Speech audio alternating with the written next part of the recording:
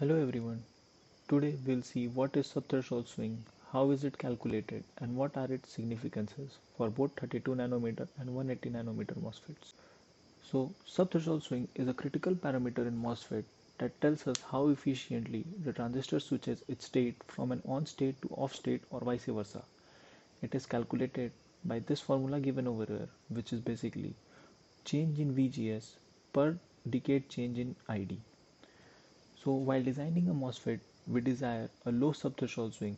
This is because a lower subthreshold swing implies that there is a smaller change in VGS required to switch the transistor from on to off state. This leads to more efficient switching and lower power consumption.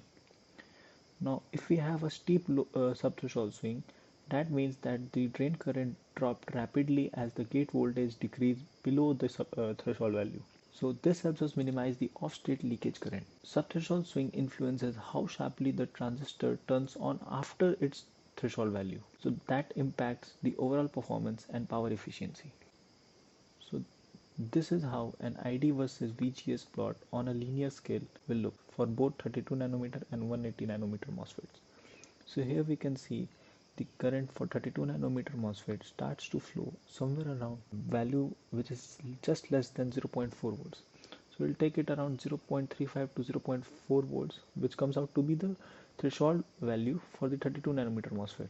And if we similarly look into the 180 nanometer MOSFET, it comes out to be around 0.45 to 0.5 volts, somewhere around that value. So these are the VTH for 32 nanometer and 180 nanometer MOSFET respectively. So now if we look at the plot on the semi-log scale, where the y-axis denotes the current in the log scale and the x-axis denotes the VGS on the linear scale. Now if we look at the characteristic of the 180 nanometer MOSFET, we'll see that IOFF for 180 nanometer MOSFET is somewhere around 2 picoamperes of value, and for ion, where it saturates after VTH, is somewhere around 50 microamperes, which is in order of 10 to the power minus 5, and for IOFF it is in order of 10 to the power minus 12. So if we see, it comes ion by IOFF ratio comes somewhere around 10 to the power 7, which is a very high value. Now if we look at the shorter channel MOSFET, that is the 32 nanometer MOSFET, the IOFF current is somewhere around 22 nanoamperes, which is a high value. This is because of various factors like the drain induced barrier lowering, gate oxide tunneling, or lower channel gate control. So this high value implies that we will now have a lower ion to IOFF ratio. So if we look at here, the value for the IOFF is around 10 to the power minus 8 in order, and for ion it is around 10 to the power minus 4 in order. So the ion by IOFF ratio comes somewhere around 10 to the power 4, and for the longer channel MOSFET we got it around 10 to the power 8.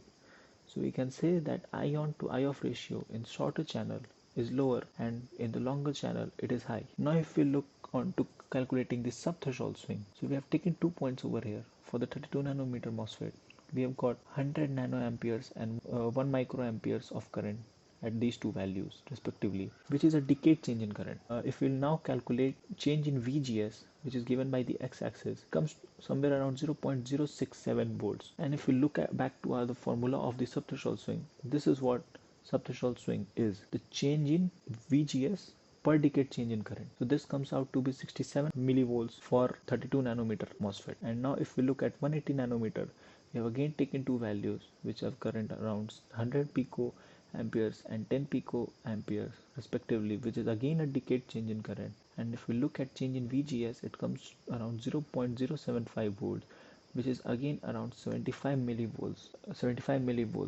So subthreshold swing for 180 nanometer comes out to be around 75 millivolts again.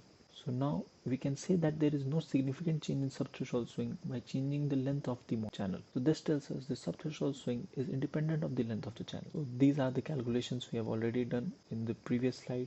The change in current from 1 microamperes to 100 nanoamperes, which gives the variation in VGS somewhere around 0.067 volts, comes out, which tells us that the subthreshold swing for the 32 nanometer comes out to be 67.2 millivolts, and subthreshold swing for 180 nanometers again similarly comes out to be 75.75 millivolts. So ion to IOFF ratio comparison, if we see for the 32 nanometer we got it small value because of the higher IOFF value, and this one we got larger value for longer channel because of the lower IOFF values. And these are some factors that affect the higher IOFF current in the 32 nanometer MOSFET. Now if we look at the code for the 32 nanometer MOSFET, this is the netlist code for the 32 nanometer MOSFET that helps us plot these graphs on Cosmoscope. So this is, we have taken an NMOS over here, which V threshold is 0.35 volts, which we already calculated looking at the plot. And if we look at this